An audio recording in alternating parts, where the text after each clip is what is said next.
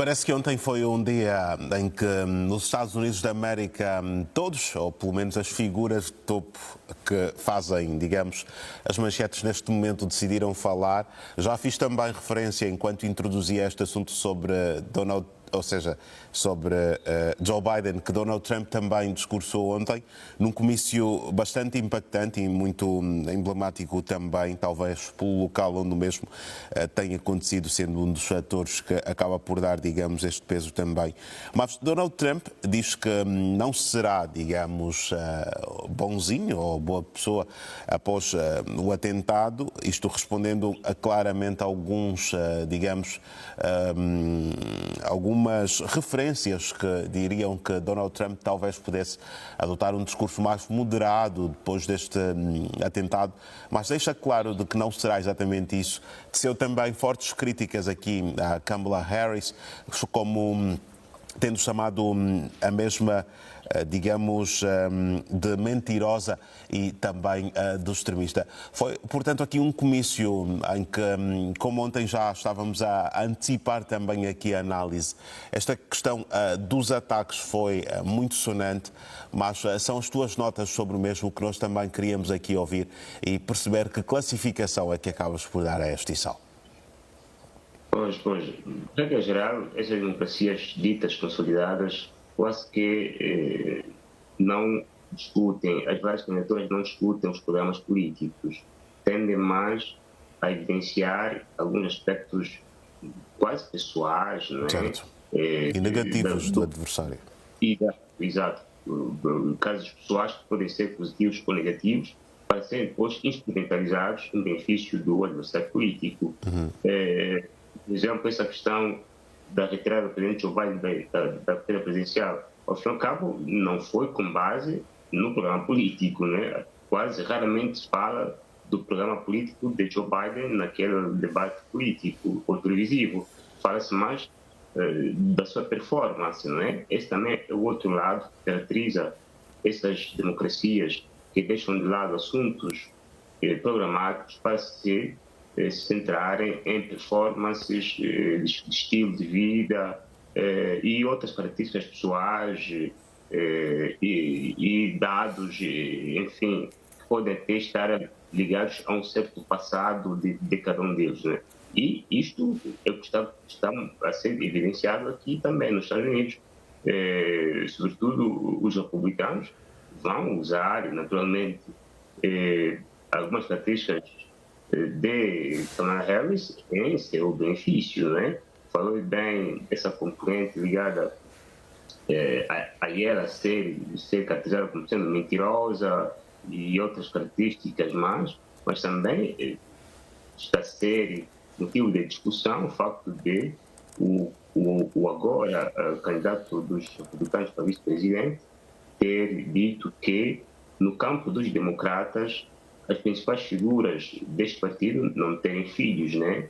E ele fala, por exemplo, e cita nomes de pessoas ligadas a esse partido, né? Entre secretários da gestão Biden e também alguns parlamentares que não têm filhos, mas isso também é uma indireta atual candidata dos democratas, né? Que também não tem filho por várias razões, de vária natureza, né? E também sobre isso, a falta, essa componente ligada ao nascimento dos filhos também indica-se que o presidente Trump tem dito que, pelo facto dos republicanos, pelo facto dos democratas defenderem a lei do aborto, sejam também eles os precursores de assassinatos dos bebês, não é? Ou seja, vai ser uma campanha bastante feia, não é? Feia do ponto de vista do decoro político, mas é a democracia, não é? Sobretudo é a dialética política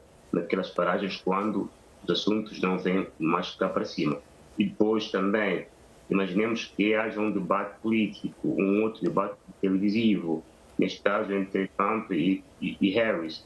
Se esses elementos todos forem televisionados, já imaginou o impacto que isso irá ter no grande público americano? E seguramente um dos candidatos sairá perdedor.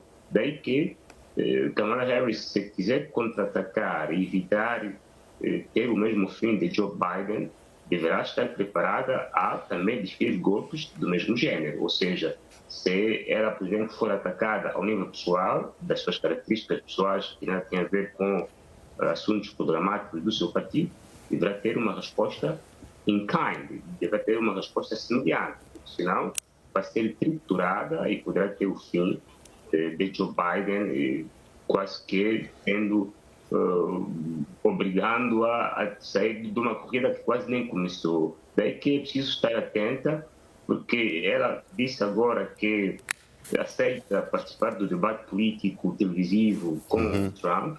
Pode ser uma ratoeira de Trump, porque ele está muito galvanizado, e mesmo o ambiente atual, pelo facto de ter sobrevivido daquele atentado, pelo facto da diretora de justiça ter sido afastada ou se autoafastada do cargo, e também o fato do presidente Joe Biden ter saído da corrida presidencial, tem uma atmosfera à volta dele que lhe dá a áurea de quase vencedor. Se for Kamala Harris aceitar um debate imediato neste mês ou próximo mês, pode ser uma decisão não tão sábia assim. Deve esperar, no meu ver, pelo menos um mês ou um pouco mais para aceitar este debate, porque senão corre o risco de Trump, bastante galvanizado e com os fatores todos, chegar no debate e também demoli-la, entre aspas, como fez ou não fez em relação ao presidente Joe Biden. Ou seja, será uma contenda política bastante dura, quase imoral, quase desumana, e sobretudo tendo em conta as características do presidente Trump, que é um gladiador nato, não é? E os democratas são mais finos, né? Sobretudo essa burguesia de esquerda, deixou de ter características dos operários do passado, que são pessoas que também eram muito batalhadoras, aguerridas, do ponto de vista do golpe e contra-golpe, golpe e contra-golpe. Se ela for para este debate bastante respeitosa, bastante sensível, bastante comedida nas palavras, Trump não vai fazer o mesmo, né? E poderá, digamos assim, lançar certos ataques que podem fazer parecer ela como sendo uma líder frágil, fraca, o que também para os Estados Unidos é inadmissível e, como se viu, terá estado na base da retirada precipitada do presidente Joe Biden. Exato.